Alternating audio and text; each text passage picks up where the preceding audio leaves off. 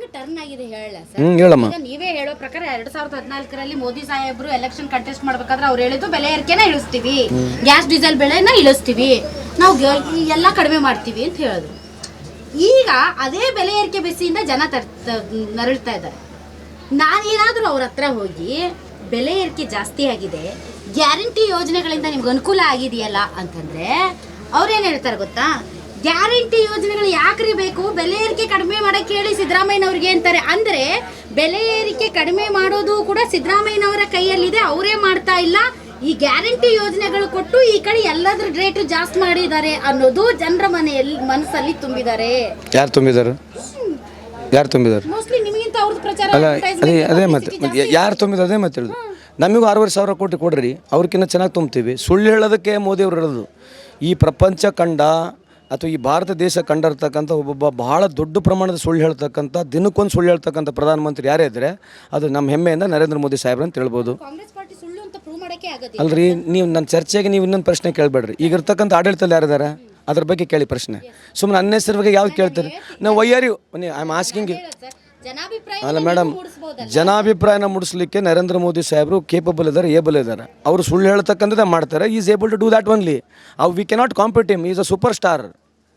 ಅವರು super star. ಅವ್ರಿಗೆ ನಾವೇನು ಕಾಂಪೀಟ್ ಮಾಡೋಕ್ಕಾಗುತ್ತೆ? ವಿಶ್ವಗುರಿಗೆ ನಾವೇನು ಕಾಂಪೀಟ್ ಮಾಡೋಕ್ಕಾಗುತ್ತೆ? ಚೈನಾ ಇದು ಯಾವುದು ರಷ್ಯಾಗೆ ಯುಕ್ರೇನ್ ವಾರ್ ನಿಂದಿರ್ಸಿರ್ತಕ್ಕಂಥವ್ರು.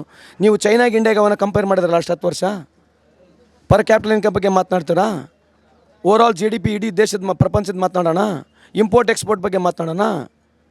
ಅಥವಾ ಕೇವಲ ಮ್ಯಾನುಫ್ಯಾಕ್ಚರಿಂಗ್ ಬಗ್ಗೆ ಮಾತನಾಡೋಣ? ಹೆಲ್ತ್ ಬಗ್ಗೆ ಮಾತನಾಡೋಣ? ಎಜುಕೇಷನ್ ಬಗ್ಗೆ ಮಾತನಾಡೋಣ? ಸ್ಕಿಲ್ ಬಗ್ಗೆ ಮಾತನಾಡೋಣ? ಎದ್ರ ಬಗ್ಗೆ ಮಾತನಾಡೋಣ? ಬರೀ ಇವೇ ವಿಷಯ ನೀವು ಕೇಳ್ಬೇಕು, ನಾವು ನಿಮಗೆ ಹೇಳ್ಬೇಕು. ಅಲ್ಲ ಮೇಡಮ್, ನಾನು ಈಗ ನಾನು ಅದೇ ಮೇಡಮ್, ಈಗ ಅವ್ರು ಹೇಳೋದು ನಮಗೆ ಗೊತ್ತೈತೆ ಮೇಡಮ್. ನೀವು ಅದು ನಮಗೆ ಕೇಳಬೇಡ್ರಿ, ನಾವು ಹೇಳಿದವ್ರಿಗೆ ಕೇಳಿ ಅಷ್ಟೇ. ಯಾಕಂದರೆ ಇದು ಸಾಕಾಗ್ಬಿಡತ್ತೆ ನಾವು ಕೇಳಿ. We have been tired of answering the same questions.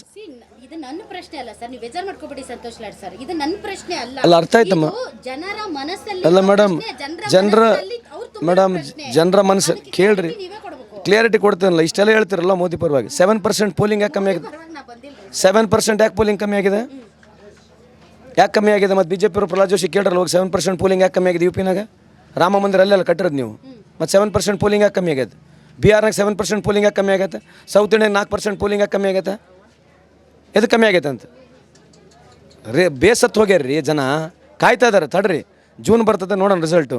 If is not tampering EVM machines, free and fair election ಆದರೆ ನರೇಂದ್ರ ಮೋದಿ ಸಾಹೇಬ್ರು 180 ಸೀಟ್ ಬರಲ್ಲ. 100% ಶ್ಯೂರ್ ಮೇಡಮ್. ಗ್ಯಾರಂಟಿ ನ್ಯೂಸ್, ಸುದ್ದಿ ಖಚಿತ, ನ್ಯಾಯ ನಿಶ್ಚಿತ.